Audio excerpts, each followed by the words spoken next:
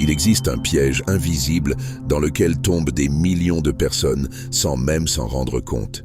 Plus vous vous efforcez d'être sociable, de vous intégrer, d'être accepté, plus vous vous rapprochez de devenir faible, manipulable et profondément déconnecté de votre propre essence. Il ne s'agit pas d'une exagération dramatique ou d'une tentative de provoquer une controverse bon marché. C'est la conséquence inévitable d'une vie constamment dépendante du regard des autres, des applaudissements extérieurs et de l'éternel ce qu'ils diront qui gouverne silencieusement la vie de la majorité. Pensez-y avec une honnêteté brutale. Chaque fois que vous adoucissez délibérément vos mots pour ne pas mettre quelqu'un mal à l'aise, vous vous arrachez un morceau de lucidité. Chaque fois que vous faites semblant d'être d'accord avec quelque chose que vous rejetez intérieurement juste pour ne pas être exclu du groupe, vous volez une once irremplaçable d'authenticité. Et chaque fois que vous façonnez votre personnalité, vos opinions ou vos comportements pour qu'ils s'intègrent parfaitement dans un groupe spécifique, ce qui commence lentement à mourir, ce n'est pas seulement votre capacité à penser clairement, mais votre courage de le faire sans demander la permission. Le monde dans lequel nous vivons vous applaudit avec ferveur lorsque vous devenez une copie docile et prévisible. Il vous célèbre quand vous ne générez pas de malaise, quand vous ne remettez pas en question l'établi, quand vous suivez simplement le script social que tout le monde connaît. Mais ce que ce même monde ne vous dira jamais ouvertement, c'est que dans ce processus de domestication sociale, vous cessez complètement d'avoir votre propre force. Vous croyez sincèrement que vous êtes en train de vous faire accepter, alors qu'en réalité, ce que vous perdez jour après jour, c'est le caractère, la dignité et l'autonomie mentale. Et c'est là la partie la plus dévastatrice de tout ce phénomène. Vous arrivez à un point où vous finissez par célébrer votre propre domestication comme s'il s'agissait d'un succès digne de fierté. Ils vous applaudissent précisément parce que vous leur ressemblez, parce que vous ne générez pas de conflits, parce que vous ne vous souciez pas de votre pensée indépendante. Et vous, complètement convaincu qu'il s'agit vraiment d'une appartenance, donnez votre voix la plus authentique, comme quelqu'un qui donne son âme en échange d'une miette d'approbation temporaire. Diogène de Sinope, le philosophe cynique qui vivait dans la Grèce antique, a compris quelque chose que la société moderne a complètement oublié.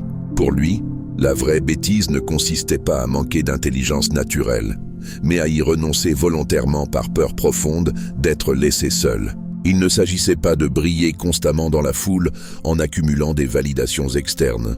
Il s'agissait de maintenir votre vérité personnelle avec une fermeté inébranlable, même si toute la foule vous tournait le dos en même temps. Et c'est précisément là que se cache le message le plus inconfortable que vous puissiez entendre aujourd'hui. Plus vous êtes émotionnellement dépendant du groupe pour vous sentir valide, moins vous vous possédez vraiment. Plus vous investissez d'énergie pour vous intégrer parfaitement, plus il devient facile de vous manipuler complètement. Et dans ce jeu pervers de l'acceptation sociale, la seule chose que vous finissez par perdre irrémédiablement, c'est votre liberté intellectuelle, ce trésor inestimable que personne ne devrait jamais abandonner. Le piège le plus dangereux et le plus destructeur de la sociabilité excessive n'est pas seulement dans les fêtes superficielles, ni dans les groupes vides, ni dans les faux sourires que nous échangeons mécaniquement. C'est dans quelque chose de beaucoup plus profond et plus subtil. C'est dans la façon dont il modifie radicalement votre pensée sans que vous réalisiez consciemment le processus. Parce que lorsque vous vivez constamment entouré de gens, lorsque toute votre existence tourne autour d'interactions sociales continues, votre esprit commence à fonctionner comme un miroir passif qui reflète simplement ce que les autres projettent sur vous. Vous ne pensez plus vraiment à ce que vous croyez vraiment du plus profond de votre être. Vous pensez automatiquement à ce que les autres attendent de vous afin de maintenir une harmonie superficielle. Vous ne ressentez pas authentiquement ce que votre moi intérieur vit. Vous ressentez exactement ce que vous pensez que vous devriez ressentir afin de ne pas paraître étrange, bizarre ou inadapté aux yeux du groupe. Et la chose la plus troublante dans ce processus, c'est qu'il arrive un moment critique où vous ne savez plus comment distinguer clairement ce qu'est votre vraie voix et quelle est la voix artificielle que vous avez soigneusement fabriquée pour être acceptée sans poser de questions. Regardez attentivement les détails révélateurs de ce phénomène. Lorsque vous êtes complètement seul et que vous pensez à un sujet qui vous tient à cœur, vos idées peuvent couler avec une crudité absolue, même avec une certaine violence intellectuelle qui vous surprend. Mais lorsque vous essayez d'exprimer la même pensée devant un groupe de personnes, quelque chose change radicalement. Vous l'éditez automatiquement, vous le lissez soigneusement, vous le mutilez systématiquement. Et c'est là que se produit le crime silencieux le plus dévastateur. Votre authenticité est brutalement assassinée par votre peur viscérale d'être exclu, d'être rejeté, de perdre votre place dans le groupe. Peu à peu, presque sans vous rendre compte du processus, vous cessez complètement d'avoir de véritables pensées par vous-même. Vous ne pensez plus pour comprendre profondément la réalité, vous ne pensez que pour plaire aux autres. Vous n'avez plus l'impression de vivre intensément, vous vous sentez exclusivement à l'intérieur des attentes sociales. Et à ce moment critique, ce n'est plus vraiment vous. Vous n'êtes qu'une version méticuleusement fabriquée par les exigences implicites des autres. Une construction artificielle conçue pour survivre socialement, mais complètement déconnectée de votre véritable essence. Ce que Diogène a profondément compris, et qui semble aujourd'hui presque un blasphème culturel, c'est que l'esprit perd constamment son tranchant lorsqu'il s'habitue à être entouré en permanence. La foule n'exige pas de clarté intellectuelle ou de cohérence personnelle. Il exige de vous une obéissance aveugle et une conformité absolue.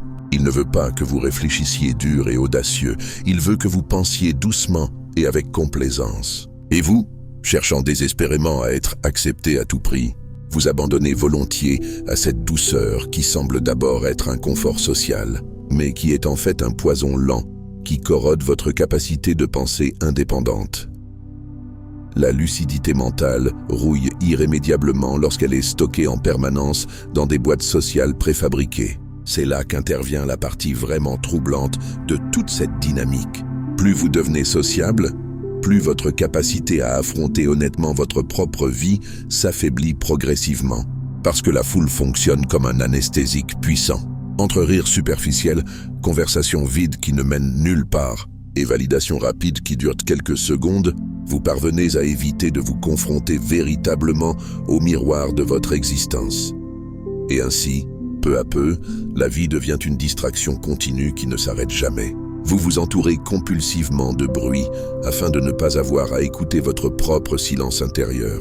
Vous vous entourez de visages de manière obsessionnelle pour ne pas avoir à regarder le vôtre honnêtement. Vous croyez sincèrement que vous vivez pleinement, mais en réalité, vous ne faites qu'éviter la vraie vie. Vous échappez constamment à la confrontation nécessaire avec vous-même. Regardez attentivement cet exemple brutal qui révèle la vérité. Il analyse toute personne qui ne supporte pas d'être seule, même 10 minutes à la fois. Il a toujours besoin de musique en arrière-plan, du téléphone portable qu'il tient à la main et qu'il consomme des contenus infinis, de quelqu'un à côté de lui qui lui tient compagnie en permanence, de la télévision qui remplit l'espace de bruit. Non pas parce qu'elle aime vraiment tout cela, mais parce qu'elle craint profondément ce qu'elle pourrait rencontrer si le silence la saisit enfin et l'oblige à se regarder sans filtre. Et il y a le point clé qui change complètement la perspective. La solitude n'est pas le vide effrayant qu'on vous a appris à craindre. C'est le miroir le plus honnête qui existe dans toute votre expérience humaine. Celui qui le fuit compulsivement fuit en fait désespérément lui-même. Diogène le savait parfaitement. C'est pourquoi il méprisait les vains rituels sociaux. C'est pourquoi il crachait métaphoriquement sur des apparences superficielles. Il n'était pas seulement un fou marginal vivant dans un tonneau comme beaucoup l'ont dépeint. C'était quelqu'un qui comprenait la mécanique la plus dangereuse de l'esprit humain. Que nous recherchons la compagnie sociale, non pas véritablement par amour pour les autres, mais fondamentalement par peur de nous-mêmes. Et voici la question qui vous mettra probablement mal à l'aise pendant des jours. Dans quelle mesure ce que vous faites chaque jour vous appartient-il authentiquement? Et dans quelle mesure s'agit-il simplement d'une stratégie sophistiquée pour ne pas se sentir seul? Le groupe vous procure une chaleur temporaire, c'est indéniable. Mais il vous prive aussi systématiquement du feu intérieur dont vous avez besoin pour être vraiment vous-même. Et plus vous dépendez de la chaleur de cet autre pour vous sentir vivant, plus vous devenez incapable d'allumer votre propre flamme intérieure. Par conséquent, la vraie force n'est jamais d'être accepté par absolument tout le monde. C'est en se tenant fermement, même lorsque personne n'applaudit à votre existence. Et cela, même si cela fait mal profondément, signifie apprendre à être seul sans s'effondrer émotionnellement. Ce que la société appelle être sociable n'est souvent rien de plus qu'une façon élégante d'être esclave de l'opinion des autres. La chose la plus sombre et la plus troublante à propos de cette dépendance à l'approbation sociale constante est qu'elle non seulement transforme radicalement ce que vous pensez, mais déforme complètement ce que vous êtes capable de percevoir du monde. Lorsque vous vous habituez à vivre en permanence sous le regard évaluatif des autres, votre perception de la réalité cesse d'être directe et authentique. Cela devient une réinterprétation mentale constante de ce qu'il pourrait dire sur chaque aspect de votre vie. Votre existence cesse d'être construite par des expériences authentiques et devient un théâtre permanent d'apparitions soigneusement conçues. Et voici le détail vraiment troublant. Lorsque vous commencez à voir le monde exclusivement à travers les yeux des autres, vous perdez complètement les vôtres. C'est comme si vos propres yeux s'éteignaient progressivement et que vous prêtiez votre vision à une foule qui ne s'occupera jamais vraiment de vous ou ne protégera jamais vos véritables intérêts. Faites attention à la façon dont la peur du jugement public change même votre mémoire personnelle. Pensez honnêtement à ce moment gênant dans le passé où vous avez dit quelque chose de maladroit, une phrase malheureuse qui vous hante encore aujourd'hui lorsque vous vous en souvenez. Dans votre tête, cette scène est constamment répétée avec un drame insupportable, comme si absolument tout le monde se souvenait de chaque mot exact que vous avez prononcé. Mais si vous étiez brutalement honnête avec vous-même, vous sauriez que personne d'autre ne s'en souvient vraiment. Personne ne l'a en tête, parce que la plupart des gens sont trop occupés à essayer de maintenir leur propre façade personnelle pour se souvenir de vos erreurs spécifiques. Le cruel paradoxe est que nous sommes en permanence accablés par des souvenirs douloureux que d'autres ont déjà complètement oubliés. Et ces souvenirs déformés agissent comme des chaînes invisibles qui nous font obéir servilement à un tribunal social qui n'existe même plus dans la réalité. Cette salle d'audience imaginaire, ce jury qui ne s'assoit jamais physiquement devant vous, mais que vous imaginez constamment à tout moment, est le mécanisme le plus cruel de la domestication humaine moderne. Diogène l'a compris avec une clarté absolue. La vraie puissance de la société n'est pas dans les lois écrites sur le papier ou dans les coutumes extérieures imposées. C'est dans cette voix intérieure que vous installez volontairement dans votre tête pour vous juger sans relâche chaque fois que vous faites quelque chose de différent, chaque fois que vous sortez du script. C'est comme un parasite psychologique qui n'a plus besoin d'être à l'extérieur pour vous contrôler efficacement, car il est complètement infiltré à l'intérieur. Et c'est la stupidité à laquelle il faisait constamment référence. Non pas à l'absence d'intelligence naturelle, mais à l'abandon volontaire de l'esprit, à l'écho permanent du groupe. Effectuez maintenant cet exercice mental révélateur. Imaginez un monde complètement sans spectateurs. Personne ne surveille vos actions, personne ne juge vos décisions, personne n'applaudit vos réalisations. Juste vous existant en toute autonomie. Que feriez-vous radicalement différemment? Quelles sont les choses que vous diriez que vous n'osez jamais dire aujourd'hui? Quels rêves reprendriez-vous sans craindre le ridicule ou le ridicule? La réponse sincère à ces questions est, en réalité, votre vie authentique qui attend d'être vécue. Tout le reste n'est que du bruit, un décor élaboré que vous avez construit pour survivre socialement, pas pour vivre pleinement, mais parce que vous avez opéré à l'intérieur de ce théâtre artificiel pendant si longtemps. Vous ne vous souvenez même plus à quoi ressemble votre véritable voix intérieure. Le problème fondamental est que nous avons complètement confondu l'entreprise avec la valeur personnelle. Nous croyons à tort qu'être entouré de gens nous donne une force intérieure, alors qu'en fait, cela fonctionne exactement dans l'autre sens. Plus vous avez besoin de personnes autour de vous pour vous sentir valide et complet, plus vous êtes vraiment vide à l'intérieur. Ce que la société d'aujourd'hui appelle charisme n'est souvent rien de plus qu'une capacité sophistiquée à cacher de profondes insécurités sous un déguisement convaincant de sympathie. Et les gens l'applaudissent avec enthousiasme, bien sûr, parce qu'absolument tout le monde a besoin de ce même costume pour fonctionner socialement. Mais derrière chaque sourire forcé se cache une peur brutale et paralysante. La peur d'être invisible, de ne compter pour personne, d'être complètement insignifiant dans le monde. Et ici, je veux que vous fassiez un maximum d'attention parce que cela fait vraiment mal.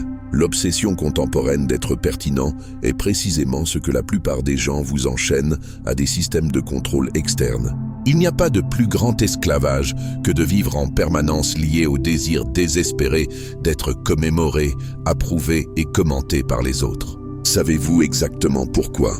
Parce qu'au moment même où quelqu'un vous ignore complètement, vous avez l'impression de vous effondrer intérieurement. Vous vous habituez tellement aux applaudissements constants que lorsqu'il manque, vous pensez soudainement que vous avez disparu en tant que personne. Mais ce n'est pas que vous avez vraiment disparu. Vous n'avez jamais appris à vous tenir fermement sans que des spectateurs ne vous valident. Ce qui est vraiment intéressant, c'est que cette vulnérabilité émotionnelle est précisément ce que les autres utilisent stratégiquement pour vous manipuler à leur convenance. Celui qui sait avec certitude que vous dépendez de leur approbation a votre volonté entièrement entre ses mains. Il suffit d'un simple geste de désapprobation, d'un regard de dédain, et vous êtes déjà en train de changer automatiquement de comportement pour retrouver désespérément votre sourire. C'est la forme la plus subtile et la plus efficace de contrôle social qui existe. Pas des chaînes physiques visibles, pas des chaînes métalliques, mais le chantage émotionnel perpétuel de l'acceptation. L'esclave le plus docile et le plus contrôlable n'est pas celui qui craint les châtiments corporels, mais celui qui craint profondément de ne pas être aimé. C'est pourquoi Diogène était si radical dans sa position philosophique. Non pas parce qu'il aimait vraiment la marginalisation sociale, mais parce qu'il comprenait que seuls ceux qui osent tout perdre absolument devant le groupe peuvent être vraiment libres. Tant que vous vous souciez viscéralement de l'opinion des autres, ils détiendront en permanence la clé de votre esprit. Et cette clé devient une arme puissante que n'importe qui peut utiliser stratégiquement contre vous. Un patron manipulateur, un partenaire toxique, un ami contrôlant, même un parfait inconnu sur Internet. Il suffit d'un seul mot bien placé pour vous briser émotionnellement, car vous n'avez jamais appris à vous débrouiller seul sans validation externe. La société d'aujourd'hui pousse ce phénomène à l'extrême pathologique. Nous vivons complètement intoxiqués par les réseaux sociaux qui fonctionnent exactement sous ce mécanisme pervers. Une vitrine permanente où nous montrons des versions soigneusement éditées de nous-mêmes et attendons avec impatience des récompenses immédiates sous forme d'approbation numérique, likes, commentaires effusifs, followers accumulés. Une validation qui semble douce et satisfaisante, mais qui agit exactement comme une drogue addictive. Il vous en faut de plus en plus pour ressentir la même satisfaction initiale. Et quand il disparaît soudainement, vous tombez dans un vide insupportable qui vous consume. Et le pire, c'est que l'image artificielle que vous leur avez méticuleusement créée ne peut plus être abandonnée parce qu'elle est devenue votre prison personnelle. Vous devenez le gardien vigilant d'une identité qui ne vous représente même pas véritablement. La question fondamentale est la suivante. Combien de temps allez-vous continuer à vendre votre liberté pour une simple tape dans le dos ? Combien de fois allez-vous encore répéter mécaniquement ce que les autres veulent entendre pendant que votre vraie voix pourrit lentement en silence ? Parce que c'est la grande tragédie contemporaine. Ce n'est pas que vous n'avez pas de pensée personnelle, c'est que vous la faites délibérément taire tous les jours jusqu'à ce qu'elle commence enfin à mourir de faim. Et quand vous le perdrez complètement, vous ne remarquerez même pas que ce n'est plus vous qui pensez, mais la foule qui pense confortablement à votre place. Maintenant, écoutez attentivement car voici la partie que vous ne voulez probablement pas accepter. Plus vous avez besoin d'être approuvé de manière constante, plus vous deviendrez petit à l'intérieur. Votre peur sera si grande que n'importe quel mot pourra vous effondrer complètement. Mais si vous osez vraiment être seul, si vous supportez le vertige initial de votre propre compagnie sans distraction, quelque chose d'incroyable se produit naturellement. Vous retrouvez votre force intérieure. Vous constatez que vous n'avez absolument besoin de personne pour vous valider, que votre voix a un vrai poids, même si personne ne l'entend, que votre vie a un sens profond, même si personne ne l'applaudit. C'est la vraie liberté intellectuelle. Parler sans demander la permission à personne, penser sans censure interne, se sentir sans constitution sociale. La foule continuera à crier inlassablement. Bien sûr, ils continueront à essayer de vous entraîner à leur niveau parce que votre indépendance les blesse, leur rappelle douloureusement ce qu'ils n'ont pas osé être. Mais à ce moment-là, vous ne serez plus esclave de l'opinion des autres. Vous aurez enfin compris la leçon que très peu acceptent. La solitude n'est pas la fin effrayante. c'est le début. Le début d'une vie où vous n'êtes plus une marionnette des applaudissements extérieurs, mais le propriétaire absolu de votre silence et de votre vérité. Et c'est là que la peur paralysante se transforme en véritable pouvoir. Parce que lorsque vous apprenez à vivre sans l'approbation d'absolument personne, il n'y a plus de chaîne capable de vous retenir. Il n'y a plus de tribunal qui puisse vous juger. Il n'y a plus de foule qui puisse vous dompter. Ce n'est pas un chemin facile ou confortable, mais c'est la seule vraie voie vers une lucidité authentique. Et maintenant que vous êtes arrivé jusqu'ici, que vous avez traité cette information, vous ne pouvez plus regarder votre vie exactement de la même manière. Quelque chose a changé de manière irréversible dans votre perception. La question est maintenant simple mais puissante. Qu'allez-vous faire de cette compréhension ?